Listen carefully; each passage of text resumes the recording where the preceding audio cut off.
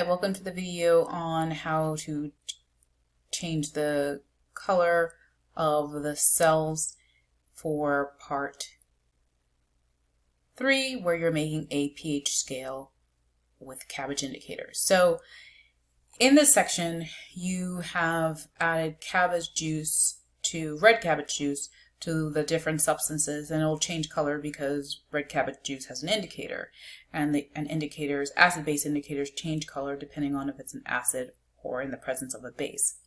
Now, what I mean by a pH scale is something like this, where you'll notice that for each pH value, this one goes from 0 to 14, there's a different color. And so if for example, you were using an indicator that had this sort of color system, and you added that indicator to a substance, and the substance was yellow, you would know that the pH, or the indicator turned yellow, you would know the pH is between like 2 or 3. So you're going to create something like that using cabbage indicator. And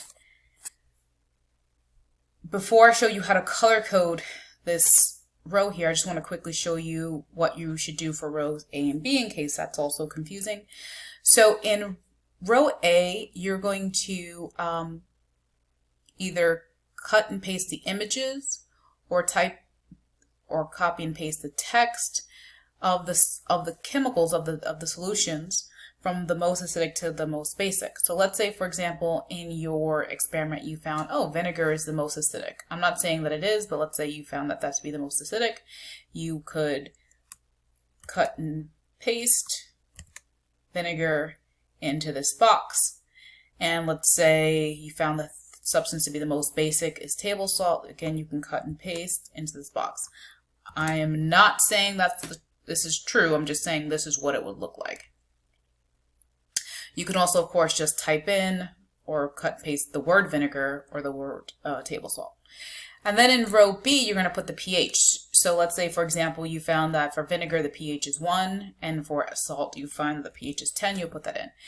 And of course, you're going to fill in the rest of these boxes as well. Again, from the next substance should be the next most acidic, and so on until you get to the second most basic. So these should all be filled in with pictures or words, and these should all be filled in with pH values.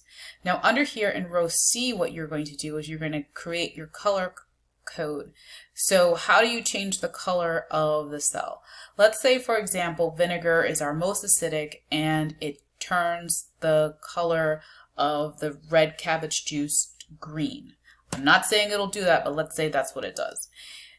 In order to change the color, you want to first highlight the individual cell. So just, if you click and then hold down and drag over to the right a bit, it'll highlight that cell. Then you can come here to the 3 dots, and it says go to where the bucket is, and it says background color. Now, you can use the colors that are here. So let's say I think, oh, this green is appropriate. I could go ahead and color code that in that way. But you also have the option, I'll just undo that. Let's say, for example, you don't like that green and you want to try and play around with it. Of course, you can always customize the green you want. Maybe you think this green is a bit better. Okay, so up to you how you want to do it. If you want to use the colors that are there or you want to customize, that's totally fine. It doesn't have to be perfect, but the idea is that in row C, all of these should be filled in with colors.